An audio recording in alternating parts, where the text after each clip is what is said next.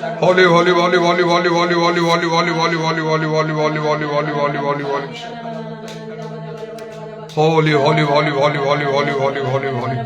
धन्य जीसु, धन्य जीसु, धन्य जीसु, धन्य जीसु, धन्य जीसु. धन्य तुम्हारो पवित्र नाम, धन्य तुम्हारो पवित्र नाम, धन्य तुम्हारो पवित्र नाम, धन्य तुम्हारो पवित्र नाम. उदारबानी खाराबा शाबानी खाराबा सालाराबा. Praise the Lord, praise the Lord. I have found a friend in Jesus. He's everything to me. He's the best of 10,000 to my soul. Of the world, in Him alone I see. All I need to cleanse and make me full. In sorrow He is my comfort, trouble He my friend. He helps me and care and Him to roam. He is lily of the valley, bright and morning star. He is the best of 10,000 to soul. All my grief was taken, and all my sorrow. In temptation He is strong and mighty down. I all for Him forsaken, known my eyes to star. From my heart and now gives me by arm. Oh, all the world forsake me, and Satan tempt me so. Through Jesus I safely reach the goal. The lily of the valley, in Him alone. All I need to cleanse and make me full. In sorrow He is my comfort, in trouble He is my friend. He helps me and care and Him to roam. He is the lily of the valley, the bright and morning star. He is the best of 10,000 souls. He will never, never leave me, nor yet forsake me. While I live by faith, do His blessed will. Ever love by about me, I've nothing down to. With His banner He my hungry soul feeds. Then sweeping up to glory, I'll see His blessed face. He was all light shall ever know. The lily of the valley, in Him alone I see. All I need to cleanse and make me whole. In sorrow He is my comfort, in trouble He is my strength. He helps me and care and Him to roam. He is the lily of the valley, the bright and morning star. He is the best of 10,000 to my soul. যার ইচ্ছা হোক প্রার্থনা করেন. Hallelujah, hallelujah, hallelujah. Praise the Lord, praise the Lord, praise the Lord, praise the Lord, praise the Lord, praise the Lord, praise the Lord, praise the Lord, praise the Lord. পবিত্র নাম ধন্যবাদ, ধন্যবাদ, ধন্যবাদ, ধন্যবাদ, ধন্যবাদ। আদি পবিত্র দিন তোমার নাম ধন্যবাদ দৌছি। Hallelujah, hallelujah, hallelujah, hallelujah, hallelujah, hallelujah, hallelujah, hallelujah. ও তোমার আমাকে সুযোগ তুমি দিয়েছো বল তোমার নাম ধন্যবাদ, ধন্যবাদ, ধন্যবাদ। ও তোমার জনক প্রভু নিকটবর্তী তুমি করাইছো বল তোমার নাম ধন্যবাদ। ইদার আবশ্যক খালা বন্দর বলা বরবা হালেলুয়া। আমি কইছো যে মোর নিকটবর্তী এবং তার নিকটবর্তী। ইদার আবত্তারি খালা আবশ্যক খালা বন্দর বলা বরবা হালেলুয়া, হালেলুয়া। ও তার অধিক অধিক তোমার নিকটবর্তী তুমি সাহায্য করো। পুরা আবশ্যক খালা বন্দর বলা বরবা হালেলুয়া, হালেলুয়া। ও তোমার সেরা বাক্য পালন করে দ্বারা মধ্যে আমি নিকটবর্তী তোমার সাহায্য করো। উদারবত্তরি খারাপ শাখালা বন্দর বলা বলবা হালেলুয়া। আমি কইছো যে মোর বাক্য পালন করে মত প্রেম করে। উদারবত্তরি খারাপ শাখালা বন্দর বলা বলবা হালেলুয়া। ওদের কো তোমার সেরব যাহা যাহা কি প্রভু যাহা প্রভু আদেশ প্রমাণ কো তোমার মানিয়া তুমি দিয়েছো তাহা যেমন আমি যত্নবান হব তুমি সাহায্য করো। উদারবত্তরি শাখালা বন্দর বলা বলবা হালেলুয়া। শয়তান সমস্ত চাতুরি প্রাণমন ফান্দর তোমাকে উদ্ধার তুমি করো। Hallelujah, hallelujah, hallelujah, hallelujah, hallelujah, hallelujah. ও প্রিয় বস্তু নাম ধন্যবাদ, ধন্যবাদ, ধন্যবাদ, ধন্যবাদ। ও তুমি যে প্রমাণ করেন বলতে ओ सर्वदा तुम मान प्रतिपाल परमेश्वर बोल तुम नाम धन्यवाद कौन विषय आम चिंता कर तुम दियो ना उदारबारी खाला बंदारे बाले बार हालेलुया हालेलुया ओ मात्र सब समय सब प्रकार परिस्थिति आम जब तुमको धन्यवाद दे चली तुम साहाय्य कर तो सर्वदा जब आनंद कर तुम साहाय्य कर कारण ताहा मध्य तुम गोटे आज्ञा बोल तुम नाम धन्यवाद उदारबारी खाला बशा खाला बंदारे बाले बार हालेलुया हालेलुया ओ तद्वारा आम प्रभु ओ शैतान को आम प्रभु जय करता तुम नाम धन्यवाद उदारबारी खाला बशा खाला बंदारे बाले बार hallelujah hallelujah hallelujah hallelujah hallelujah उदारा बाबा निदारा बशा खाला बंदारे बाले बार हालेलुया हालेलुया ओ प्रिय तुम नाम धन्यवाद धन्यवाद धन्यवाद धन्यवाद आम आत्मिक जीवन में दिन दिन पृथ्वी में साहाय्य कर ओ कारण प्रभु शारीरिक विषय सब क्षणकाल स्थायी मात्र प्रभु आत्मिक विषय सब चिरकाल स्थायी बोल तुम नाम धन्यवाद उदारबारी खाला बशा खाला बंदारे बाले बार हालेलुया हालेलुया हालेलुया जेते पर्यंत सुयोग तुम देइछ जेते पर्यंत तुम सेवा कर प्रभु सुयोग तुम देइछ सब योग्य आचरण कर तुम साहाय्य कर उदारबारी खाला बंदारे बाले बार हालेलुया आम आह्वान जीवन मध्य हम योग्य आचरण कर तुम साहाय्य कर उदारबारी खाला बंदारे बाले बार हालेलुया कारण गोटे दिन निश्चय हो आम मध्य पृथ्वी गोटे दिन सरीज उदारबारी खाला बंदारे बाले बार हालेलुया हालेलुया ओ तापर आम आय प्रभु अनंत जीवन तरल अनंत नरक आमको भोगिया पड़ो ओ तेरे समय थाउ थाउ सुयोग थाउ थाउ जब तार सद्व्यवहार जब आम कर तुम साहाय्य कर इधर अवश्य खरा बंदर बल पर हालेलुया हालेलुया कौन प्रभु स्वर्ग और केबे प्रभु प्रभु दुख कि कौन प्रकार मृत्यु मध्य नहीं बोल तुम नाम धन्यवाद उदार बत्तारी खरा बश्या खरा बंदर बल पर हालेलुया हालेलुया और जो मैंने मध्य प्रभु और से प्रभु से स्वर्गीय विषय में मनोযোগী होती और सब निश्चय ज्ञानी बोल तुम नाम धन्यवाद उदार बत्तारी खरा बंदर बल पर हालेलुया हालेलुया हालेलुया और तेरे प्रभु जे अधिक जो आत्मिक भाव में हम जे वृद्धि में सहायता कर उदार अवश्य खरा बंदर बल पर हालेलुया हालेलुया हालेलुया हालेलुया और कारण प्रभु केतरे कहा प्रभु केतरे कौन समय आसो ताहा प्रभु जानना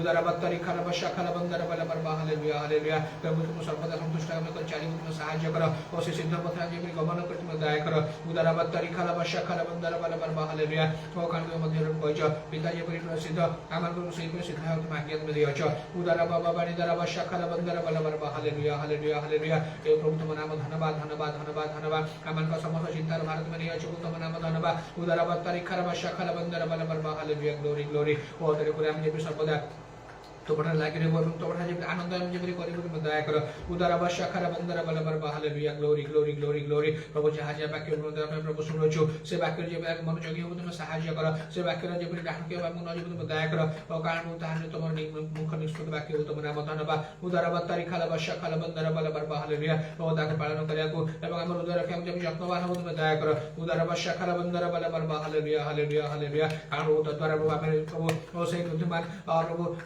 बुद्धिमान प्रभु ग्रह करता सदृश आम ग्रह निर्माण करता तुम नाम धन्यवाद उदारबारी खाला जीवन और सर्वदा और से बुद्धिमान निर्माण को साहाय्य कर उदारबारी खाला बंदर बल पर हालेलुया सर्वदा आत्मा आचरण कर तुम साहाय्य कर उदारबारी खाला बंदर बल पर हालेलुया और कारण तुम आत्मा सत्य उपासना तुम चाहता हो तुम नाम धन्यवाद उदारबारी खाला बंदर बल पर हालेलुया समस्त प्रकार सत्य हम जब ज्ञात हो एवं तद्वारा हम जब समस्त बंधन जीवन मुक्त हो तुम दया कर उदारबारी खाला बंदर बल पर हालेलुया हालेलुया प्रत्येक विषय भाग तुम समर्पण कर तुम दया कर जहाँ जाके समस्या रोग व्याधि असुस्थिता तुम यीशु का दूर करी और तुम्हें तुम्हारे मन में तुम्हारे तुम संतुष्ट न करो उदारबारी खाला बंदर बल पर हालेलुया हालेलुया प्रत्येक प्रभु और वो आनंद चित्त जीवित तुम सामजन जे परि कर तुम दया कर हालेलुया हालेलुया हालेलुया और आरंभ से सब समस्त भारत मन कर समर्पण करी प्रार्थना यीशु का नाम पहुंची आमेन।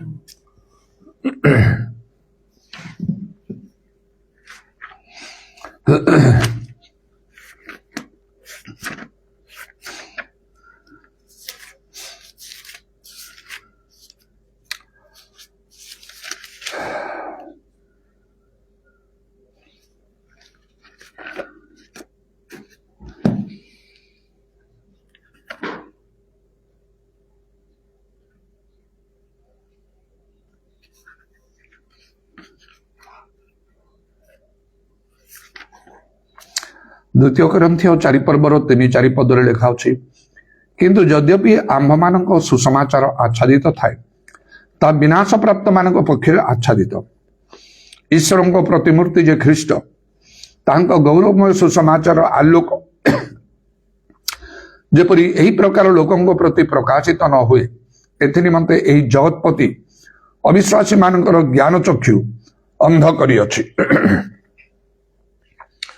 आत्मिक अंधता स्पिरिचुअल ब्लाइंडनेस केते भयंकर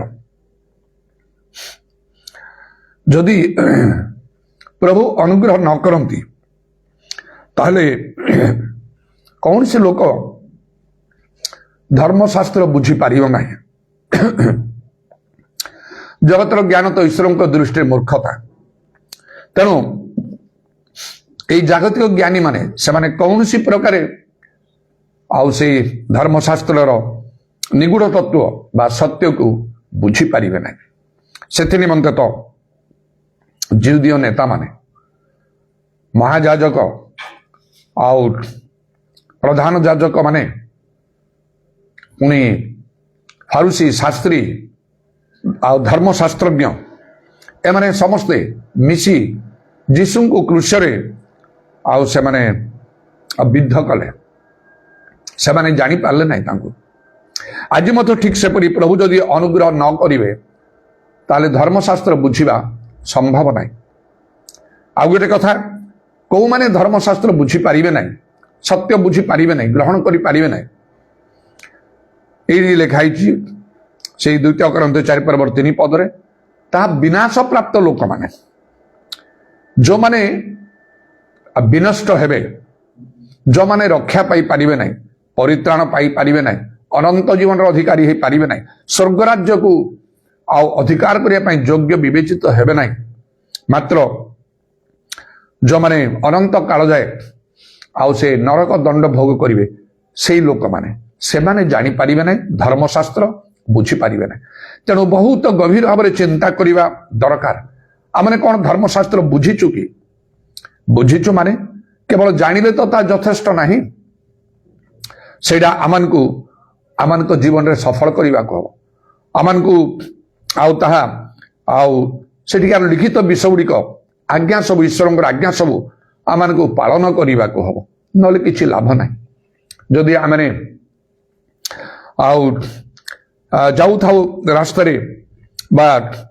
मार्केट रे बाजार रे बहुत भोक लागुथिबो खाइया पई चाहिबा निश्चय एवं जदि आमान आखिरे मध्य जो देखा गला गोटे भल होटेल टी आउ सुषम खाद्य मिलुची सेठी जाई कि आमने आउ से खाद्य भोजन करी आमे आउ हमर क्षुधा दूर करि परिबा किंतु सेदि पई आउ से खाद्य खाय पहिले सेठी जाई कि आउ तार मूल्य दबा को पड़ियो टंका दबा को पड़ियो आम पाखरे टंका मध्य अछि कि जदि आमे ताको व्यवहार करिया पई देबा पई इच्छा करिबा नै ताले आमे खाद्य खाई परिबा नै सेही परि भाबरे धर्मशास्त्र मध्य जदि आमे बुझी पारिलु किंतु जदि आमे ताको पालन करिया पई आमे मूल्य देई परिबानी अनेक कारण रहिছে धर्मशास्त्र जानिले मध्य सत्य जानिले मध्य पालन न करिया पई ता भितर गोटे बड़ विषय होउची कोन लोक मानकर विरोध ताड़ना आउ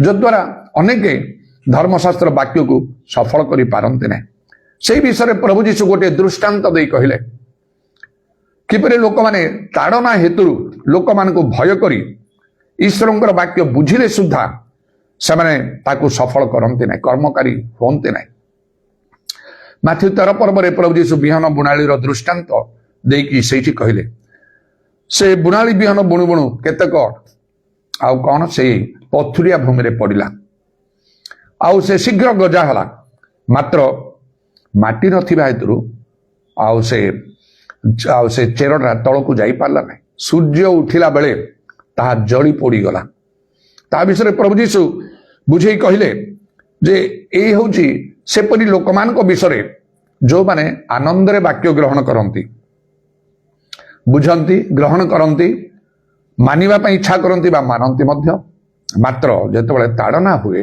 सेतेबेले विघ्न पांती सेमानकर साहस धैर्य न थाए लोक मानकर ताड़ना विरोध को सम्मुखीन हवा पई जद्वारा सेमाने आउ से वाक्य पालन करि पारंती नै प्रभु जीशु से दृष्टांत रे कहले आउ यह होची से पथुरिया भूमि सदृश जहाँकि किछि फल देला नै आ जदि फल आम ठारे नथिबो आमे उद्धार पाई परिबा नै जोन 15 पर्व रे से फल संबंध रे प्रभु जीशु कहले मूत द्राक्षलता तुमे शाखा मोटी थिबा जे कोन से शाखा फल न फलिबो ताकू काटी बाहर पका हबो से सुखी जीवो आउ ताकू ନିଆଁରେ ପୋଡ଼ି ଦିଆହବ। ମାଥ୍ୟୁ 3 ପର୍ବରେ ବାପ୍ତିଜକ ଯୋହନ ସେଇ ଫଳ ସମ୍ବନ୍ଧରେ କହିଲେ। ଯେତେ ଲୋକମାନେ ତାଙ୍କ ପାଖକୁ ବାପ୍ତିସ୍ମ ନେବା ପାଇଁ ଆସୁଥିଲେ, ବହୁ ସଂଖ୍ୟାର ଲୋକମାନେ, ସେ କହିଲେ ମନ ପରିବର୍ତ୍ତନର ଉପଯୁକ୍ତ ଫଳ ଉତ୍ପନ୍ନ କର। ଗଛ ମୂଳରେ କୁରାଡ଼ି ଲାଗିଛି, ମନେ ମନେ କୁହ ନାହିଁ ଆମେ ଅବ୍ରାହମଙ୍କର ସନ୍ତାନ। ଆଉ ଯେଉଁ ଗଛ ଭଲ ଫଳ ନ ଫଳିବ ତାକୁ ହାଣି ଦିଆହବ। ତେଣୁ ପ୍ରଭୁ ଆମର ଠାରୁ ଫଳ ଆଶା କରନ୍ତି। ସେଇ ଫଳ ହେଲା କ'ଣ? ଈଶ୍ୱରଙ୍କର ବାକ୍ୟକୁ ସଫଳ କରିବା, ପାଳନ କରିବା। ତା ଯେତେ ଜାଣିଲେ କିଛି ହବ ନାହିଁ, ପୁରା ବାଇହାଟ କରିଦେଲେ କିଛି ଫଳ ହବ ନାହିଁ, ସେଇଟା ଆମକୁ ସ୍ୱର୍ଗ ନେଇକି ଯିବ ନାହିଁ।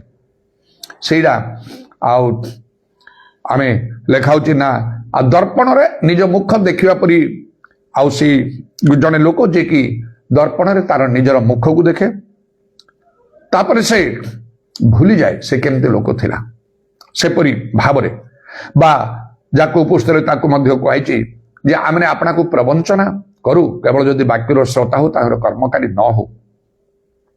ତେଣୁକରି ପ୍ରଭୁ ଯୀଶୁ ସେଇଦିନ ସେ ଡିମୁରି ବୃକ୍ଷ ପାଖକୁ ଗଲେ, ଯେ ତାର ଫଳ ନ ଦେଖିଲେ ତାକୁ ଅଭିଶାପ ଦେଇଦେଲେ। କହିଲେ ଆଉ କେହି କେବେ ତୋ ଠାରୁ ଫଳ ନ ଖାଉ। ସାଙ୍ଗେ ସାଙ୍ଗେ ଗଛଟା ଶୁଖିଗଲା। ଆଉ ଠିକ୍ ସେପରି ଭାବରେ ଆଜି ଆମଠାରୁ ପ୍ରଭୁ ଆଶା କରନ୍ତି ଯେପରି ଆମେ ପ୍ରଭୁଙ୍କର ବାକ୍ୟ ସଫଳ। ତେଣୁ ଆମକୁ ଗଭୀର ଭାବରେ ଚିନ୍ତା କରିବାକୁ ହବ। ପ୍ରଥମ କଥା, ଧର୍ମଶାସ୍ତ୍ର ଆମେ ବୁଝୁଛୁ କି ନାହିଁ, ଠିକରେ ବୁଝିଛୁ କି ନାହିଁ। ଦ୍ୱିତୀୟ କଥା, ଯଦି ବୁଝିଛୁ ଜାଣିଛୁ ତାକୁ ଆମେ ପାଳନ କରୁଛୁ କି ନାହିଁ। ଯଦି ନାହିଁ, ବୁଝିନାହୁଁ କିମ୍ବା ପାଳନ କରୁନାହୁଁ, କାଳେ ଆମେ ବିନାଶ ପ୍ରାପ୍ତ ଲୋକ ହେଇଥିବା। ଆଉ ଶୟତାନ ସେ କାର୍ଯ୍ୟ କରୁଥିବ। ସେଇଟା ହିଁ ଏ 2 Corinthians 4 ପର୍ବର 3-4 ପଦରେ ଲେଖା ହେଲା।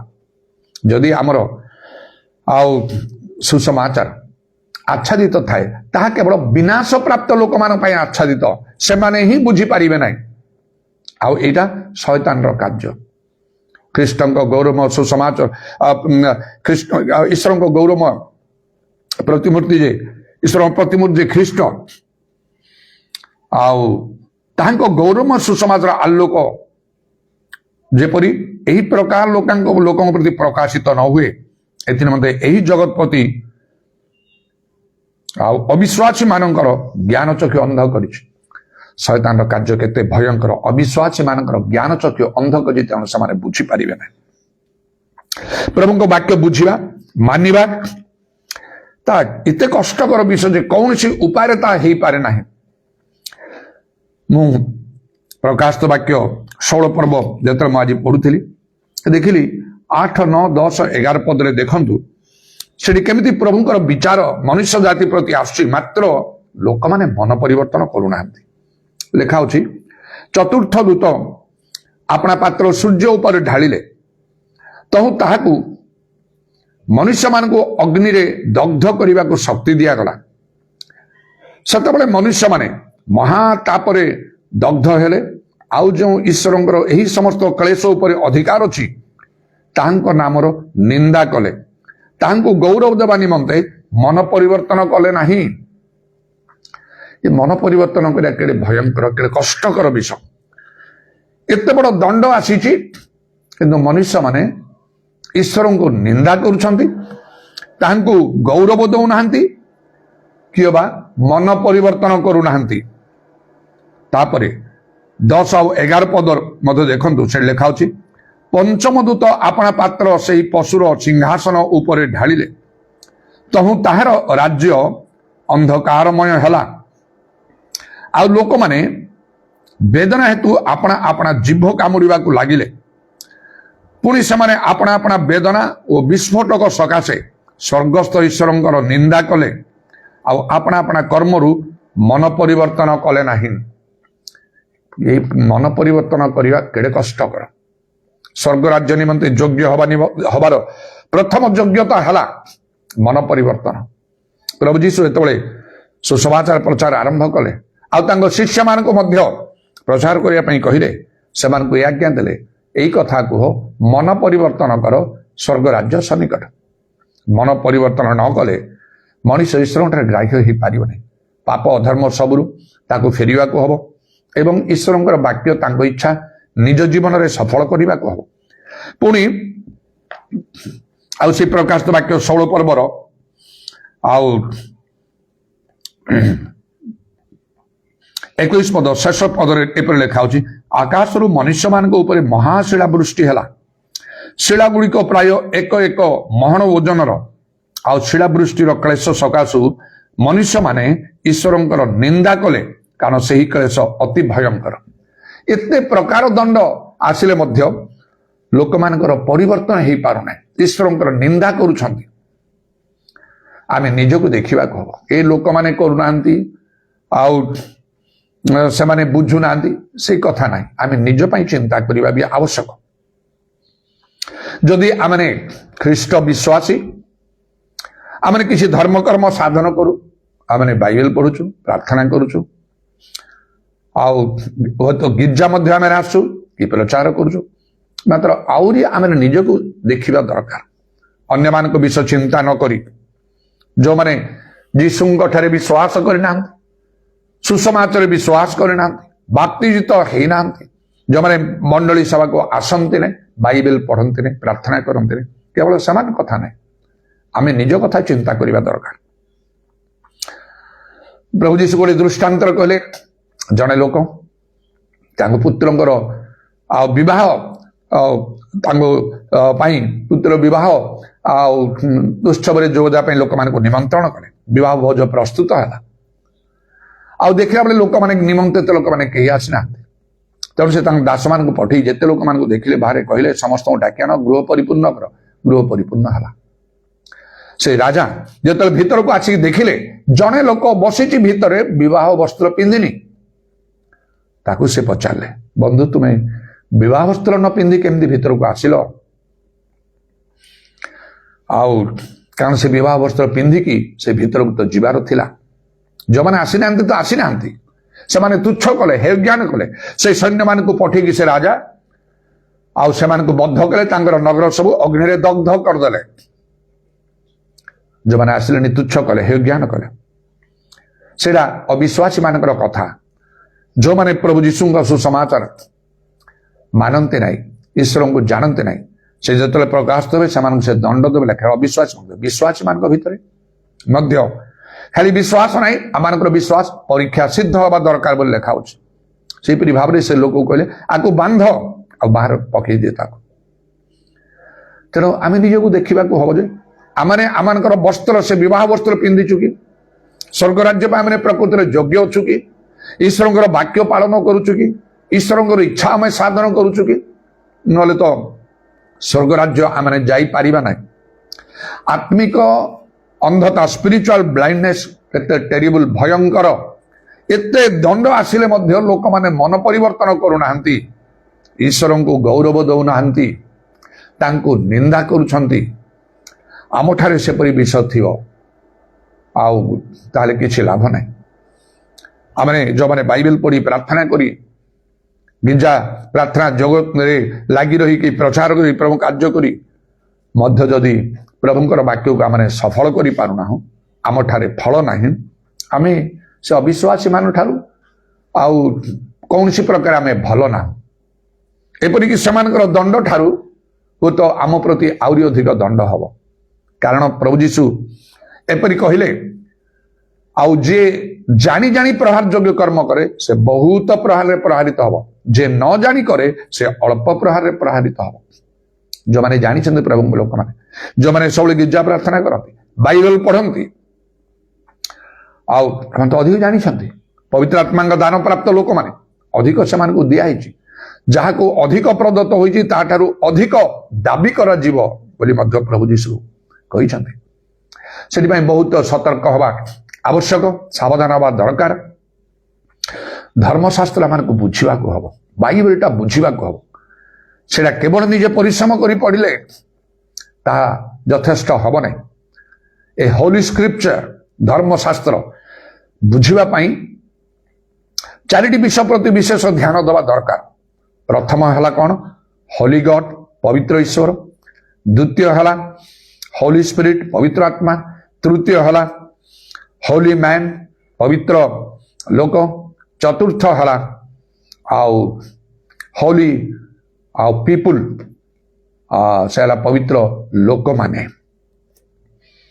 हॉली गॉड पवित्र ईश्वर प्रभु जदि न चाहिए के धर्मशास्त्र बुझी पारे तेणु गीत संहिता 119 पर्वर 18 पदर लिखाला तुम्हें मोर चक्षु प्रसन्न कर तेणु मुझे तुम व्यवस्था आश्चर्य विषय देखी बहुत प्रभु को निकट प्रार्थना करने को हम प्रभु मत धर्मशास्त्र बुझार शक्ति दियो तेणु एपरी आते वर्ष है 44 वर्ष है मो परिवर्तन आरंभ प्रभु जीशु निजे मते धर्मशास्त्र गभीर विषय सब शिक्षा आदेश दे मुझे समस्त शिक्षा करपर्यंत मु आत्मा प्रेरणा पाए प्रत्येक दिन मोर व्यक्तिगत प्रार्थना प्रार्थना करे मोर चक्षु प्रसन्न कर जबरी मु तुम व्यवस्था वाक्य आश्चर्य विषय देखी धर्मशास्त्र जबरी मु भल बुझीपारि मो चक्षु खोली दियो मो बुद्धिर द्वार खोली दियो मो हृदय खोली दियो आउपरी मु धर्मशास्त्र बुझी तापरे मु ताकू मानिबी ताकू सफल करी 30 गुण नुहे 60 गुण नुहे मात्र 100 गुण रे प्रभु मते अनुग्रह कर एपरी प्रत्येक दिन मु प्रार्थना करे कारण आमने जे धर्मशास्त्र पूरा बुझीचु सेपरी मन करवाटा आदौ उचित नहीं किछि आमन थारे स्पिरिचुअल एक्टिविटीज थाई पारे बाइबल पढुचु तार अर्थ नहीं आमे बुझीचु सब गिरजा प्रार्थना कर प्रभुଙ୍କର काम करूँ तार अर्थ नहीं आम बुझीचु आटा गोटे भिन्न विषय कि आम ईश्वर को भय करी किसी वाक्य मानिचु पापुर आम पृथक पवित्र जीवन काटुचु तार अर्थ नहीं आम सब बुझीचु कारण लेखा लूक 24 पर्वर 45 पदरे प्रभु जीशु पुनरुत्थान कलापर से स्वर्ग जीवा पूर्वर शिष्य मान बुद्धिर द्वार खोलीदेले धर्मशास्त्र बुझापी लेखा जो शिष्य मैंने सर्वस्व त्याग कर आसी संगे रही संगे ईश्वर कार्य करुले समस्त विषय त्याग करी अनेक विषय प्रभु से बुझे देते भी लेखा से जपरी धर्मशास्त्र बुझे ये बुद्धिर द्वार खोलीदेले जदि प्रभु सेपरी आपणकर बुद्धिर द्वार न खोलती आपण धर्मशास्त्र बुझीपारे ना यहाँ ईश्वर वाक्य बाइबल यहाँ मनुष्यर वाक्य मनुष्यर ज्ञान मनुष्य द्वारा इच्छा लेखा ही ना यहाँ आप बुझीपारे ना पढ़ुवे आप सब कि बुझीपारे ना से द्वितीय विवरण में गोटे कथा लिखाई मशा कहते लोक मान तार 29 पर्व चारि पदरे एपरी लिखाला मात्र सदाप्रभु आज जाए तुम मान बुझापी हृदय और देखा चक्षु और शुणा कर्ण दे नाहंती आज पर्यंत प्रभु दे नाहंती तुम कौन पाई ना बुझापी हृदय दे नाहंती देखा चक्षु दे नाहंती शुणा कर्ण दे नाहंती तेणु यहाँ प्रभु आड़ू हम से कहली हॉली गॉड प्रभु एपरी अनुग्रह दया कले हम जदि मोर गोटे भल परिवर्तन होता पवित्र आत्मा पूर्ण सब परिवर्तन सब हो प्रभु कार्य करी फल उत्पन्न कली से समय मत जीशु कही आदेश दे मत दृढ़ भाव में आदेश दे कही अल्फाबेट शिखा जाओ एबीसीडी शिख जो मत पचारे तुम क्वालिफिकेशन कौन मु बहुत भय कम पर नंबर भाव कहली एम एन इकोनॉमिक्स तत्क्षणात कहले अल्फाबेट शिखा जाओ माने मु तो पवित्र आत्मा पूर्ण परिवर्तन ही बहुत आश्चर्य कर्म कर आत्मा लाभ कर मरणा अच्छी एमती मुझे भावुची मात्र ईश्वर वाक्य भीतर कथा जानवा से आत्मिक मना न भीतर कथा आप जापर ना मोर यही स्वप्न दर्शन साक्षर प्रभाव आपण कि पड़ो ना कारण आप निज दृष्टि बहुत निकुच हो ना हाँ प्रभु दर्शन द्वारा कथा कहले ताने से सब जानते तार अर्थ आम कि जाणीनु ताले आम केमिति हम आपण प्रभु कथा आपण कही ना क्यों बा कहे भी ना जेहेतु आपण जीवन सेमती ना सेमती आपण परिवर्तित हो ना सर्वांतकरण प्रभु को खोजु ना कि इच्छा साधन करना कहीं प्रभु कहे धार्मिकता क्षुदा तृषा ना आपण प्रभु कहीं कहे आपण भीतर जीवे ना किंतु सर्वस्व त्याग करी मु प्रभु को खोजिली सत्य जानापी दृढ़ संकल्प कली सेमती करंतु निश्चय मोर अनुभूति आपणकर अनुभूति परिणत हो आहरी भी उन्नत मानर अनुभूति प्रभु आपन को दे पारती नहेले ए सब केबे हब नाही तेणु मु कहली धर्मशास्त्र बुझिबा प्रथम कार्य होला हॉली गॉड ଆଉ ହୋଲି ସ୍ପିରିଟ୍ ପବିତ୍ର ଆତ୍ମା ସବୁ ସତ୍ୟରେ ପ୍ରବେଶ କରାନ୍ତି ଲେଖା ଅଛି ଜୋହନ 16:13 ସତ୍ୟ ହେଲା ଈଶ୍ୱରଙ୍କର ବାକ୍ୟ ଜୋହନ 17:17 ଅନୁସାରେ ପବିତ୍ର ଆତ୍ମା ପ୍ରାପ୍ତ ନହେଲେ ଭଲରେ ପବିତ୍ର ଆତ୍ମାରେ ସଦାସର୍ବଦା ପରିପୂର୍ଣ୍ଣ ନହେଲେ ଅନେକ ସତ୍ୟ ଜାଣିପାରିବେ ନାହିଁ ଧର୍ମଶାସ୍ତ୍ର ବୁଝିପାରିବେ ନାହିଁ ଆଉ ଆପଣଙ୍କ ଜୀବନ ବଦଳିବ ନାହିଁ ଆପଣ ପରିବର୍ତ୍ତିତ ହେଇପାରିବେ ନାହିଁ ଅନୁତାପ କରିପାରିବେ ନାହିଁ ମନ ପରିବର୍ତ୍ତନ କରିପାରିବେ ନାହିଁ ପ୍ରକାଶିତ ବାକ୍ୟରେ ସେଟା ମୁଁ ଦେଖିଲି ଯେ କେମିତି କେତେ ଦଣ୍ଡ ଆସୁଛି ଲୋକମାନେ ବଦଳୁ ନାହାନ୍ତି ସ୍ୱର୍ଗସ୍ଥ ଈଶ୍ୱରଙ୍କ ଗୌରବ ଦଉନାହାନ୍ତି ତାଙ୍କୁ ନିନ୍ଦା କରୁଛନ୍ତି ମନ ପରିବର୍ତ୍ତନ କରୁନାହାନ୍ତି ଆପଣ ନିଜକୁ ଦେଖନ୍ତୁ ଯଦି ଆପଣ ପରିବର୍ତ୍ତିତ ହଉନାହାନ୍ତି ଆଉ ଜଗତପତି ଏଇ ଜଗତପତି ବା ଶୟତାନ ଏପରି କରୁଛି ସେମାନଙ୍କୁ ଜ୍ଞାନ ଅନ୍ଧ କରୁଛି ବୋଲି ଶୟତାନ କାର୍ଯ୍ୟ କରୁଥିବ ଶୟତାନ ଆପଣଙ୍କୁ ନିୟନ୍ତ୍ରଣ କରୁଥିବ ଆପଣ ଜାଣିପାରୁନଥିବେ କେତେ ଆଗକୁ ବଢିବାକୁ ଅଛି ତେଣୁ ଏଇ ଯୋଉ ଚାରିଟା କଥା କହୁଛି ଆ ଉପରେ ବହୁତ ଧ୍ୟାନ ଦିଅନ୍ତୁ ଯଥେଷ୍ଟ ନମ୍ର ଭାବରେ ଧାର୍ମିକତା ଦେଖିବା ତୃଷାର ସହିତ ପ୍ରାର୍ଥନା କରନ୍ତୁ ପ୍ରଭୁ ମତେ ଧର୍ମଶାସ୍ତ୍ର ବୁଝିବାକୁ ଦିଅ ଏତିକି ପ୍ରାର୍ଥନା କଲେ ପ୍ରଭୁ ଦେବେ ନାହିଁ ଆପଣଙ୍କ ଭିତରେ ଗୋଟେ ମନ ଆସିବାକୁ ହବ ମୁଁ ଯାହା ବୁଝିବି ମୁଁ ତାହାକୁ କରିବି ଯଦି ପ୍ରଭୁ ଏଇ କଥା ଦେଖିବେ ଆପଣ ଅନ୍ତରକୁ ଦେଖିବେ ପ୍ରଭୁଙ୍କ ପ୍ରତି ସିଦ୍ଧ ଅଛି ଲେଖା ଅଛି ତାଙ୍କର ଚକ୍ଷୁ ଦୌଡୁଛି ପୃଥିବୀରେ ନେତନେ ଯାହାର ଅନ୍ତର ତାଙ୍କ ପ୍ରତି ସିଦ୍ଧ ତା ପକ୍ଷରେ ଆପଣଙ୍କୁ ବଳବାନ ଦେଖେଇବା ପାଇଁ ଅବିଳମ୍ବରେ କାର୍ଯ୍ୟ କରେ ମୋ ପାଇଁ ପ୍ରଭୁ ସେପରି କାର୍ଯ୍ୟ କଲେ ଆପଣଙ୍କୁ କାହିଁ ଯାହା ଯାହା ମୁଁ ସକ୍ତ କରିଥିଲି ଅବିଳମ୍ବରେ ପୂର୍ଣ୍ଣ କଲେ ଆପଣ ପାଇଁ କାହିଁ କରିବେ ନିଶ୍ଚୟ ତେଣୁ ଧର୍ମଶାସ୍ତ୍ର ବୁଝିବା ପାଇଁ ଯଦି ଚାହୁଁଛନ୍ତି ପ୍ରାର୍ଥନା କରନ୍ତୁ ଖାଲି ବୁଝିବା ପାଇଁ ପ୍ରଭୁ ଦେଖିବେ ଯେ ଆପଣ କଣ କରିବେ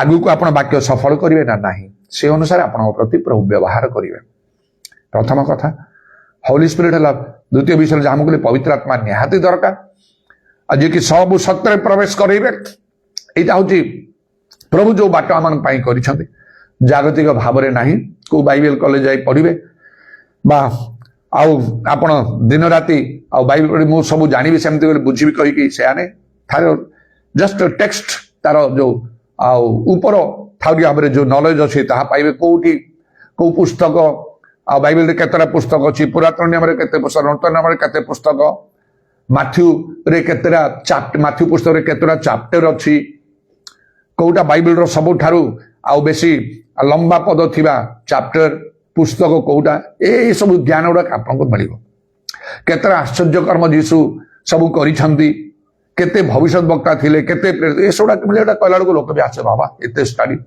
ଲାଭଟା କଣ ହବ ଆପଣ ତ ମାନିବେନି କିଛି ଫଳ ନାହିଁ ତାହେଲେ ତେଣୁ ପ୍ରଭୁ ଯେ ଅନ୍ତର ଦେଖନ୍ତୁ ଲେଖା ହଉଛି ସ୍ୱର୍ଗ ରାଜ୍ୟରେ ପ୍ରବେଶ କରିବା ପାଇଁ ହେଲେ ଯୋଉମାନେ ବସ୍ତ୍ର ଧୁଅନ୍ତି ଇଂରେଜୀ ବାଇବେଲରେ obey the commandments ଆଜ୍ଞା ଯେ ମାନୁଛନ୍ତି ଜଣେ ଭଲରେ କହୁଛି କଥା ଶିକ୍ଷା ପ୍ରଚାର କରୁଛି ମାନେ ତାର ଅର୍ଥ ନାହିଁ ଯେ ସେ ଈଶ୍ୱରଙ୍କର ବାକ୍ୟ ମାନୁଛି ପବିତ୍ର ଆତ୍ମା ଆମର ଦୁର୍ବଳତାରେ ସାହାଯ୍ୟ କରେ ଆପଣଙ୍କର ଚିନ୍ତାଧାରା ସବୁକୁ ବଦଳେଇବେ ସେଥିପାଇଁ ପବିତ୍ର ଆତ୍ମାରେ ପରିପୂର୍ଣ୍ଣ ହେବା ଦରକାର ଧର୍ମଶାସ୍ତ୍ର ବୁଝିବା ପାଇଁ ତାପରେ ହୋଲି ମ୍ୟାନ୍ କହିଲି କଣ ନା ଈଶ୍ୱର ପ୍ରେରିତ ଲୋକମାନେ ଏସବୁ ପବିତ୍ର ଆତ୍ମାଙ୍କ ଦ୍ୱାରା କଥା କହିଥିଲେ ଚାଳିତ ହେଇକି ଆଉ ଏଫେସୀୟ 4:11 ଲେଖା ହଉଛି ଈଶ୍ୱର ଯୋଉ ଆଉ ଲୋକମାନଙ୍କୁ ମଣ୍ଡଳୀ ପାଇଁ ନିଯୁକ୍ତ କରିଛନ୍ତି ପ୍ରେରିତ ଭାବଦୀ ସୁସମାଚାର ପ୍ରଚାର ପାଳକ ଶିକ୍ଷକ ସେମାନେ ଯେତେବେଳେ ଶିକ୍ଷା ଦେବେ ଆପଣ ସିଦ୍ଧ ହେଇଯିବେ ସେମାନେ ପ୍ରକୃତ ଜ୍ଞାନ କଥା ପ୍ରଭୁ ସେମାନଙ୍କୁ ମନୋନୀତ କରି ସେମାନଙ୍କୁ ସେ ଜ୍ଞାନ ଶକ୍ତି ଦେଇଛନ୍ତି ତାଙ୍କର ସେ ଶିଷ୍ୟମାନଙ୍କୁ ବୁଦ୍ଧିର ଦ୍ୱାର ଖୋଲିଦେଲେ ଧର୍ମଶାସ୍ତ୍ର ବୁଝିବା ପାଇଁ ତାପରେ ସେ କହିଲେ ପୃଥିବୀର ପ୍ରାନ୍ତ ପର୍ଯ୍ୟନ୍ତ ଯାଅ ଅନ୍ୟମାନେ ଯୋଉମାନଙ୍କୁ ପ୍ରଭୁ ସେପରି ମନୋନୀତ କରିନାହାନ୍ତି ଯୋଉମାନଙ୍କୁ ସେପରି ଅଭିଷେକ ଦିଆ ହିଁ ନାହିଁ ଏପରି ଲୋକମାନେ ସେମାନଙ୍କ ପାଖରେ ତ ସେଟା ନାହିଁ ଆଉ ସେମାନେ କହିବେ କଣ ସେମାନେ କଣ କହିବେ ତିମୋଥୀ ପୁସ୍ତକ ଲେଖା ହଉଛି ସେମାନେ ଶ୍ରୁତି ମଧୁର କଥା କହିବେ ସତ୍ୟ ବାକ୍ୟ କହିପାରିବେ ନାହିଁ ଈଶ୍ୱରଙ୍କ ଲୋକ ପରି ଦେଖାଯିବେ ସେମାନେ ପ୍ରେରିତ ବୋଲି କହନ୍ତି ମାତ୍ର ପ୍ରେରିତ ସେମାନେ ନାହାନ୍ତି ଲେଖା ହେଇଛି ସେମାନେ ପ୍ରଭୁଙ୍କ ଦାସ ନୁହନ୍ତି ସେମାନେ ଉଦରର ଦାସ ଭକ୍ତିର ଭେକ ଧରନ୍ତି ସେମାନେ ଲେଖା ହେଇଛି ଆଉ ଲେଖା ହେଇଛି ଏମାନଙ୍କଠାରୁ ତୁମେ ଅନ୍ତର ହେଇଯାଅ ତେଣୁ ହୋଲି ମ୍ୟାନ୍ ପ୍ରକୃତ ପ୍ରଭୁଙ୍କର ଆହ୍ୱାନପ୍ରାପ୍ତ ଲୋକମାନଙ୍କୁ ଦେଖିବେ ସେଇଠୁ ପାଇବେ ତାଙ୍କ ପାଖରୁ ହୋଲି ପିପୁଲ ହେଲା କଣ ବିଶ୍ୱାସୀ ମାନେ ମଣ୍ଡଳୀ ଗୋଟେ ଆତ୍ମିକ ମଣ୍ଡଳୀ ପ୍ରକୃତ ଆତ୍ମିକ ମଣ୍ଡଳୀରେ ଆତ୍ମିକ ବିଷୟ ପାଇବେ ଅନେକ ମଣ୍ଡଳୀ ସବୁରେ ବାଇବେଲ ଲେଖା ହଉଛି ସେ ସାରଦୀ ମଣ୍ଡଳୀ ତୁମେ ନାମରେ ଜୀବିତ ପ୍ରକୃତରେ ମୃତ ନାଇଁ ଅନେକ ଜାଗା ଯିବେ ଧନ୍ୟ ଯୋଉ ମୋର ନିଜର ଏଇଠି କଟକରେ ମଣ୍ଡଳୀ ଚାମାନଙ୍କର ଆଉ ସେ ଗଜପତି ଜିଲ୍ଲାର ମହାରାଞ୍ଚଳ ମାନଙ୍କର ମଣ୍ଡଳୀ ସବୁ ଅଛି ଯେପରି ମୁଁ 44 ବର୍ଷ ପର୍ଯ୍ୟନ୍ତ ସେ ମଣ୍ଡଳୀ ଗଢି से मंडली पास्टर प्रचारक सब मान जो नियुक्त कर देखु कटक आम मंडली को आसतु बा से आम गजपति से मंडली प्रत्येक जगार पवित्र आत्मा कथा कह प्रेरित शिक्षा कौन से कह मुझे आमर से पालक प्रचलन कहीं तालीम प्राप्त ना जो मान नियुक्त क्या मु ट्रेनिंग नापी कहनी पठे ना क्या मुझे कहे ना मुझे करना मात्र बाइबल कथा मु कहे पवित्र आत्मा प्रथमे पाइबा को हबो तापरे आउ समस्त सत्य वाक्य परंपरा सब त्याग करने को हम प्रेरित मान शिक्षा ग्रहण करने बाइबल रे कौटी लिखा अच्छी परंपरा रीतिनीति छाड़ा को हम प्रेरित मान शिक्षा कौन बाइबल रे कौट लिखे सब कही बुझेगी मुझे सेपरी भाव में नहीं चलू तेणु सेपरी आत्मिक मंडली को जी आप पाइबे अनेक जगह जी आप आत्मिक मंडली गुड़ाक लोक मैंने बहुत भी थे से आप जी पवित्र आत्मा कथा ए रु जेड भितर किसी कह ना परभाषा कहवाई कह पवित्र आत्मा परिपूर्ण हो मुख खोला कर प्रशंसा धन्यवाद कर यही कथा केबे भी शुणवे आप जदि गीत बोला हम भल गोटे म्यूजिशियन आउ से थी एक्सपर्ट सुंदर गीत लोक शुणुवे उपभोग करुवे कौन हम से पवित्र आत्मा वृष्टि दरकार पितल कथा को पवित्र आत्मा वृष्टि से सब हेले सीना विश्वास लोक को चलवा को हम आउ नहीं लोक मान चिंताधारा आउ सब भिन्न प्रकार हो जाए तेरे प्रभुंकर धन्यवाद हो आउ ये बुझी पारती ना लोक मैंने जेहेतु अविश्वासी मान ज्ञान चक्षु को जगतपति शैतान कौन कर अंध कर तेणु ख्रीष्ट गौरव सुसमाचार आलोक एपरी लोक मान प्रति प्रकाश तो हो पारे ना प्रभु जीशु कहले से माथ्यू 3:13 पर्व जो से बुणाली बिहन बुणला प्रथम बाट पाखरी पड़ा आकाश पक्षी आसी सांगे सांगे उठे नहीं गला से यही निकट रे गोटे स्थान रे दुई जन को प्रभु कथा गोटे स्वामी स्त्री को विशिष्ट लोक से प्रभु कथा कहली मोर साक्ष्य वाक्य सब देखी घंटा भाया हम पाखापाखि आउ से बहुत उत्साहित हेले उत्तेजित हेले निश्चय से केवे शुणी नथिबे आउ टिके वयस्क लोक थिबा हेतु सम्मान दृष्टि मु कहली प्रार्थना करत से कले स्त्री भी कले मुचुती स्त्री कले आम आपण प्रार्थना करत बारंबार मत कहले आम पाखक को आसबे कटक नहीं कटक बाहर लोक से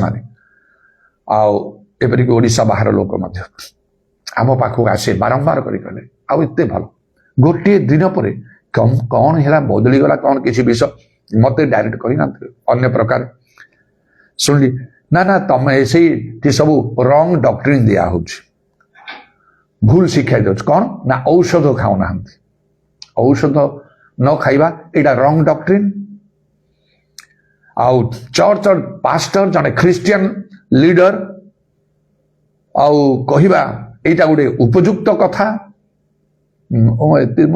आश्चर्य लगे मत गत काली एते एक्साइटेड शुणिले मला लोक मैंने केमती बंची गोटे वर्ष दीर्घ है मु असुस्थ पीड़ित होकर रही बिना औषध रे मु भल हेली से एते उत्साहित है गोटे दिन में बदलिकी रंग डॉक्ट्रिन कहते बाइबल लिखा मनीष जो सब असार कथा कहे विचार दिन रे तार से हिसाब दब गोटे दिन प्रभु धरी विचार दिन माने से शेष दिन केवल ना ये बंची थिबा समय मध्य भयंकर भाव रे आउ प्रभु कार्य करुपरी भाव में तेणु ये आम जापर जे धर्मशास्त्र बुझा केड़े कष्टकर विषय प्रभु मत निजे दर्शन दे प्रभु जीशु स्वयं दर्शन दे कथा कहते आल्फा बड़ी शिक्षा कटक को आसली गोटे आत्मिक मंडली स्पिरिचुअल चर्च रे पेंटिकॉस्टल चर्च में रही से समस्त विषय से डिवाइन हिलिंग अन्य सब प्रेरित शिक्षा मुझे सब शिखिली एक आत्मिक लोक मैंने जो मैंने मत विशेष भाव में कथा कले से पास्टर आउ फाउंडर से जो सिस्टर प्रेमलता बेहरा वयस्क लोक चलवाई शक्ति नहीं आउ केते आउ गोटे केते गोटे प्राय 50 मीटर की कौन हम परा घर चर्च को आसवाई 50 ରୁ 100 मीटर भितर हम से डिस्टेंस को रिक्शा रे अणा हो କଥା କହିବାର ଶକ୍ତି ନାହିଁ, ଦେହ ଥରୁଛି, ସେମାନଙ୍କ ଲୋକଠାରୁ ସେମାନଙ୍କ ପରି ଲୋକଙ୍କ ଠାରୁ କ'ଣ ଭଲ ଶିକ୍ଷା ମିଳିବ ନାହିଁ? ଅନୁଭୂତିଶୀଳ ଲୋକମାନେ ୟଙ୍ଗ ଟାଇମରୁ ସେମାନେ ପ୍ରଭୁଙ୍କ ପାଇଁ ନିଜକୁ ଉତ୍ସର୍ଗ କଲେ ଏବଂ ହାଇଲି ଏଜୁକେଟେଡ ଲୋକମାନେ ସରକାରୀ ଚାକିରିରେ ମଧ୍ୟ ହାଇ ପୋଜିସନରେ ସବୁ ଥିଲେ ଚର୍ଚ୍ଚରେ, ଅର୍ଡିନାରୀ ଲୋକମାନେ ନଥିଲେ ସେଇଠି। ସେପରି ଲୋକଙ୍କ ଭିତରକୁ ମୁଁ ଯାଇ ଗଭୀର ସତ୍ୟ ଶିକ୍ଷା ସବୁ ପାଇଲି, ଆମ ଜୀବନ ବଦଳିଗଲା। ଅନେକ ତାକୁ ଗ୍ରହଣ କରି ଉତ୍ସାହିତ ଉପକୃତ ଏସବୁ ଲୋକମାନେ କାଲି ଶୁଣିଲେ ଆଜି ବଦଳି ଯାଉଛନ୍ତି। ଶୈତାନ ବିହନ ପଡ଼ିବା ମାତ୍ରକେ ତାକୁ ସେ ପକ୍ଷୀକି ଆସିକି ଉଡ଼ିକି ନେଇଗଲା, ସେଇ ପ୍ରକାରେ ଦୁଃଖ ଲାଗିଲା। ବେଶୀ ଆଶ୍ଚର୍ଯ୍ୟ ହେବା କଥା ନାହିଁ, କ'ଣ କରିବୁ? ଯେତିକି ପରିଶ୍ରମ କରି ପ୍ରଭୁ ତ ଜାଣିଛନ୍ତି କାର୍ଯ୍ୟକାରୀ ବେତନ ଯୋଗୁଁ ମୁଁ ମୋର କାର୍ଯ୍ୟ କରିଛି, ମୁଁ ମୋର କଥା କହିଛି। କୋଉଟା ତ ବାଟ ପାଖରେ ପଡ଼ିବ, ସେଇଟା ତ ପକ୍ଷୀ ଖାଇଦବ। ପଥୁରିଆ ଭୂମିରେ ପଡ଼େ ସୂର୍ଯ୍ୟ ତାକୁ ଜାଳି ପଡ଼ିଦବ, କଣ୍ଟା ବୁଦାରେ ପଡ଼େ ସେ କଣ୍ଟା ବୁଦା ତାକୁ ଚାପିଦବ। ଜାଗତିକ ଚିନ୍ତାର ଲୋକମାନେ ଆଉ ସେମାନେ ଦବିକି ରହିବେ। ଭଲ ଭୂମିରେ ପଡ଼ିବ, କେତେକ 100ରୁ 30 ଗୁଣ ବାକ୍ୟ ମାନିବେ, କେତେକ 60 ଗୁଣ ମାନିବେ, ଆଉ ବାକି ମାନିବେ ନାହିଁ, କେତେକ 100ରୁ 100 ମାନିବେ। ତ ପ୍ରଭୁଙ୍କର ଧନ୍ୟବାଦ। ପ୍ରଭୁ ତାଙ୍କର କାର୍ଯ୍ୟ କହୁଛନ୍ତି। ଗତକାଲି ମୋର ସେ ରୋଜାନର ବଡ଼ ଭାଇ ଯିଏ ବର୍ତ୍ତମାନ ପ୍ରଭୁ ପାଖରେ ତାଙ୍କର ସେ ଆଉ ମୋର ସହିତ ରାତିରେ ମୋର ସେ ଫୋନ କରିଥିଲା, କଥାବାର୍ତ୍ତା କଲା। କଥାବାର୍ତ୍ତା କରି ମୁଁ ବହୁତ ଖୁସି ହେଲି। ମୁଁ କହିଲି ଯାହା ହଉ ପରିଶ୍ରମ ବୃଥା ହେ ନାହିଁ। ମୁଁ କହିଲି ତାଙ୍କ ଘରେ ମୋ ପରିବର୍ତ୍ତନ ପରେ ଆଉ ବହୁତ କାର୍ଯ୍ୟ ହେଲା, ଗିର୍ଜା ପ୍ରାର୍ଥନା ବହୁତ ଦିନ ଧରିକି ଚାଲିଲା, ବହୁତ ଆଗକୁ ଆସିଲେ, ପୃଥସ୍ନା ହେଇପାରିଲେ ନାହିଁ। ବହୁତ ପରିଶ୍ରମ ମୁଁ କରିଛି ତାଙ୍କଠି। କହିଲି ମୋ ମନରେ ଗୋଟିଏ ଖୁସି ଅଛି ଯେ ଗୋଟିଏ ତ ଫଳ ଗୋଟେ ପାଇଲି। ସେ ମନୋଜ କହିଲେ ତୁ ସେ ଫଳ 100କୁ 100 ବାକ୍ୟ ମାନିଲା, ସମ୍ପୂର୍ଣ୍ଣ ରୂପେ ପୃଥକ ହେଲା। ଆଉ ଅନ୍ୟମାନେ କିଛି ବାଟରେ ଅଛନ୍ତି କିନ୍ତୁ ନାହିଁ, ସେ ବାକ୍ୟ ସବୁ ମାନିଲା। ମୋ ହାତରେ ଡୁବ ନେଲା ମହାନଦୀରେ, ପୃଥକୃତ ଜୀବନ କାଟୁଛି। ଆସିଲା 4 ଦିନ ପର୍ଯ୍ୟନ୍ତ କ'ଣ ସେ ଆଉ ଟିକେ ତାକୁ ଗ୍ୟାପ୍ ମିଳିଲା, କହି ଏଠି ରହିଲା। କ'ଣ ପାଇଁ? ମୁଁ ଆସିଛି, ମୁଁ ପବିତ୍ର ଆତ୍ମା ପାଇନି ଏପର୍ଯ୍ୟନ୍ତ। ସବୁ ବିଷୟ ତ ଭଲ, ତା ଭିତରେ ପବିତ୍ର ଆତ୍ମା ପାଇଗଲା। ଆଉ ଜଗତରେ କିଛି ନ ମିଳୁ, ପବିତ୍ର ଆତ୍ମା ଠାରୁ ଶ୍ରେଷ୍ଠ ବିଷୟ କ'ଣ ଅଛି? ପରିଶ୍ରମ ପ୍ରଭୁଙ୍କ ସେବାରେ ପ୍ରିୟ ମାନେ ନିଷ୍ଫଳ ହବ ନାହିଁ ବୋଲି ଲେଖା ହଉଛି। ମାତ୍ର ଦୁଃଖ ଲାଗୁଛି ଅନ୍ୟମାନଙ୍କ ବିଷୟରେ ଲୋକମାନେ ବୁଝୁନାହାନ୍ତି କି ଗ୍ରହଣ କରୁନାହାନ୍ତି। ଏଇଟା ଶୈତାନର କାର୍ଯ୍ୟ, ମନେ ରଖନ୍ତୁ, ଶୈତାନର କାର୍ଯ୍ୟ। ଆପଣ ଯଦି ମନ ପରିବର୍ତ୍ତନ କରୁନାହାନ୍ତି, ବଦଳୁ ନାହାନ୍ତି, ବାକ୍ୟ ସଫଳ କରୁନାହାନ୍ତି, ଆଜ୍ଞା ମାନନ୍ତି, ଶୈତାନର କାର୍ଯ୍ୟ। ସତର୍କ ହୁଅନ୍ତୁ। ଯୀଶୁ ନାମରେ ଶୈତାନ ଦୂର କଲେ କିଛି ହବ ନାହିଁ। এই 4টা କଥା ମନେ ରଖନ୍ତୁ, ଧର୍ମଶାସ୍ତ୍ର ବୁଝିପାରିବେ। ସେ 4ଟା ବିଷୟରେ ଆପଣ ପୁରା ମାଇଣ୍ଡଫୁଲ ହୁଅନ୍ତୁ। ଏକ ହେଲା ମୁଁ କହିଲି ହୋଲି ଗଡ୍, ଦିନ ରାତି ଭଲରେ ପ୍ରଭୁଠାରେ ପ୍ରାର୍ଥନା କରନ୍ତୁ, ଧାର୍ମିକତା ନିମନ୍ତେ କ୍ଷୁଧା ତୃଷାର ସହିତ ମତେ ବାକ୍ୟ ବୁଝିବାକୁ ଦିଅ। ବାକ୍ୟ ବୁଝିବାକୁ ପ୍ରଭୁ ଦେବେ, ତ ନ ମାନିଲେ ଲାଭ କିଛି ନାହିଁ। କାହିଁକି ବୁଝିବାକୁ ପ୍ରଭୁ ଦେବେ? ଜ୍ଞାନ। ଆପଣ ତ ଭୁଲ କଥା କହିବେ, ଭୁଲ ଶିକ୍ଷା ଦେବେ। ମୁଁ କେବେ ମୋ ମଣ୍ଡଳୀରେ ମୋର ସାମ୍ନାରେ ଭୁଲ କଥା କହିବାକୁ କାହାକୁ ମୁଁ ପ୍ରଶ୍ରୟ ଦିଏ ନାହିଁ, କେବେ ବି ନାହିଁ, କୌଣସି ପ୍ରକାର ନାହିଁ। ଗୋଟେ ସ୍ଲାଇଟ୍ ମିଷ୍ଟେକ୍ ହେଇପାରିବ ନାହିଁ। ଯଦି ଅଜ୍ଞାତ ଭାବରେ ଭୁଲ କରୁଛି, କ୍ଷମା ଅଛି, ମୁଁ ସୁଧାର ଦେବି। ଦାମ୍ଭିକ ଭାବରେ ଯଦି କେହି କଥା କହିବ, ସେ ସ୍ୱର୍ଗଦୂତ ହେଲେ ମୋ ସାମ୍ନାରେ ଠିଆ ହେଇପାରିବ ନାହିଁ। ଏତେ ଦୃଢ଼ତାର ସହିତ କନଫିଡେଣ୍ଟଲି ମୁଁ କାମ କରେ ସବୁ କ୍ଷେତ୍ରରେ, ଜ୍ଞାନୀ ଅଜ୍ଞାନୀ, ସହର ଗ୍ରାମ ସବୁ ଜାଗାରେ। ଆଉ ମତେ ୱେଲ୍ ଟ୍ରେନ୍ଡ କରି ପ୍ରଭୁ ମତେ ଠିଆ କରିଛନ୍ତି। ସେ ଜିହୋଶୁଆଙ୍କର ଆହ୍ୱାନ ନେଇକି ମୁଁ କାର୍ଯ୍ୟ କରୁଛି। ମଶା, ଜିହୋଶୁଆ, ଏଲିଓ, ଏଲିସା, ପିତର, ଯାକୋବ, ଜୋହନ ପ୍ରଭୃତି ଆଉ ପାଉଲ, ଏମାନଙ୍କର ସଦୃଶ କାର୍ଯ୍ୟ କରିବାର ଆହ୍ୱାନ ନେଇକି ମୁଁ କାର୍ଯ୍ୟ କରୁଛି। ତେଣୁ ସମୟ ଅଛି, ଅଳ୍ପ ସମୟ ହେଇଯାଇଥିବ, ବେଶ ସମୟ ନାହିଁ। ଯୀଶୁଙ୍କ ଆଗମନ ଅତି ନିକଟ। ପ୍ରଭୁଠାରେ ଧାର୍ମିକ କ୍ଷୁଧା ତୃଷାର ସହିତ ଯଦି ପ୍ରାର୍ଥନା କରିବେ, ସେ ଲୋକ ଧନ୍ୟ ପରିତୃପ୍ତ ହବ ବୋଲି ମାଥ୍ୟୁ 5:6 ଲେଖା ହେଲା। ଧର୍ମଶାସ୍ତ୍ର ବୁଝିବାକୁ ପ୍ରଭୁ ଦେବେ। ଯଦି ଆପଣଙ୍କର ମନ ଅଛି ମୁଁ ମାନିବି ଧର୍ମଶାସ୍ତ୍ର, ବାଇବେଲ ଯାହା କହୁଛି ତାହା ମାନିବି, ପ୍ରାର୍ଥନା କରନ୍ତୁ ତ ଅନ୍ତର ସହ ପ୍ରଭୁ ନିଶ୍ଚୟ କଥା। ମତେ କଥା ଗଲେ ଦର୍ଶନ ଆପଣ କାହିଁ କହିବେ ନାହିଁ? ସେ ତାଙ୍କର ମୁଖାପେକ୍ଷା ନାହିଁ। 2 କହିଲି କ'ଣ? ହୋଲି ସ୍ପିରିଟ୍, ପବିତ୍ର ଆତ୍ମା ପାଇବାକୁ ହବ। ସବୁ ଛାଡ଼ନ୍ତୁ, ଯାହା କିଛି ନ ପାଆନ୍ତୁ, କିନ୍ତୁ ପବିତ୍ର ଆତ୍ମା ପାଆନ୍ତୁ। ତାର ଅନନ୍ତକାଳୀନ ମୂଲ୍ୟ ଅଛି। ଫାରୋ ରାଜା କହିଲେ ତାଙ୍କର ଦାସମାନଙ୍କର ଉପସ୍ଥିତିରେ ଯୋସେଫଙ୍କୁ, ଏହାଙ୍କ ଠାରେ ପରମେଶ୍ୱରଙ୍କର ଆତ୍ମା ଅଛନ୍ତି, ଏହାଙ୍କ ପରି ପୁରୁଷକୁ ଆମେ ପାଇପାରିବା। ଦେଶର ସର୍ବତ୍ର ନିଯୁକ୍ତ କରିଦେଲେ। ସେ ଗଭର୍ଣ୍ଣର ହେଇଗଲେ ସେ ମିଶର ଦେଶରେ। ଆପଣଙ୍କ ପାଇଁ ଗୋଟିଏ ସମୟ ପ୍ରଭୁ ଆଣିବେ, ଆଉ ସେତେବେଳେ କାର୍ଯ୍ୟ କଲେ କି ଅନ୍ୟଥା କରିପାରିବନି। ତାପରେ କହିଲି ହୋଲି ମ୍ୟାନ୍, ଜଣେ ପ୍ରଭୁଙ୍କର ମନୋନୀତ ଲୋକ ଯାହାଙ୍କ ପାଖରୁ ପ୍ରକୃତ ସତ୍ୟ ଜାଣିବେ। ଅନେକ ସେଇ ପ୍ରକାର ଲୋକ ଥିବେ ଖ୍ରୀଷ୍ଟିଆନ ଲିଡର୍ସ, ପାଇପାରିବେ ନାହିଁ ସତ୍ୟର ଟେର ପାଇପାରିବେନି ଆପଣ। ତାର ବିପରୀତ ବିଷୟ ଗୁଡାକ ହିଁ ଆପଣଙ୍କୁ ଘଟିବ। ଏଇ ବିଷୟରେ ସାବଧାନ ହୁଅନ୍ତୁ।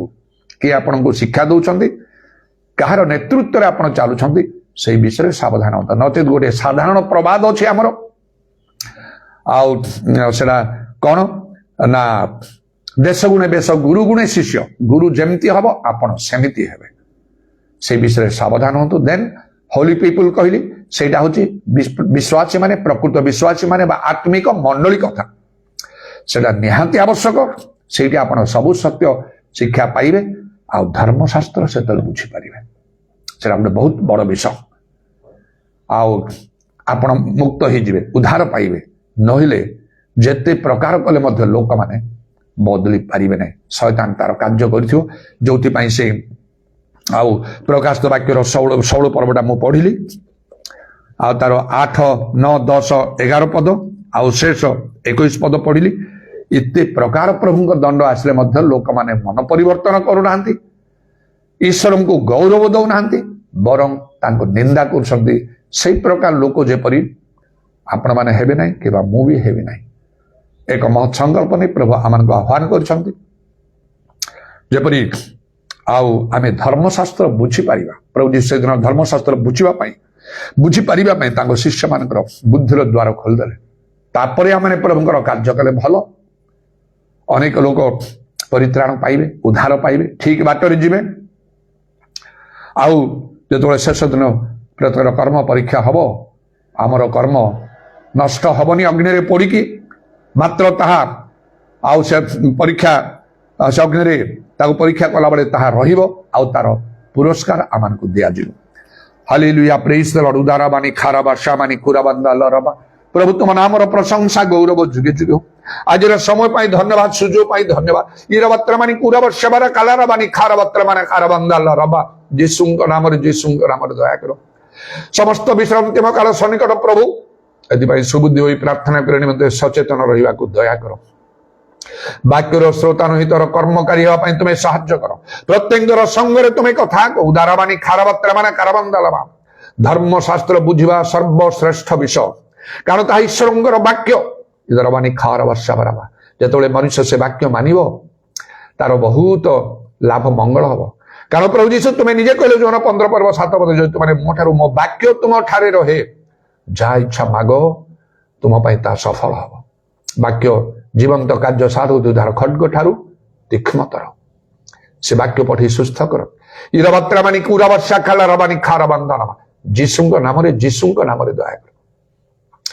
ତୁମର କଣ୍ଟା ବିଧା ପାଦକୁ ପ୍ରଣାମ ଆଉ ଚୁମ୍ବନ କରି ତୁମର ହସ୍ତରେ ଏମାନଙ୍କର ସରପଣାତ୍ମା ସବୁ ସମର୍ପଣ କରି ଶୁଣିଲ ବୋଲି ଧନ୍ୟବାଦ ଦେଇ ନିତ୍ୟ ଜୀବିତ ପ୍ରଭୁ ଯୀଶୁ ଖ୍ରୀଷ୍ଟଙ୍କ ନାମରେ ଏହି ପ୍ରାର୍ଥନା କରୁଛି, ଆମେନ୍।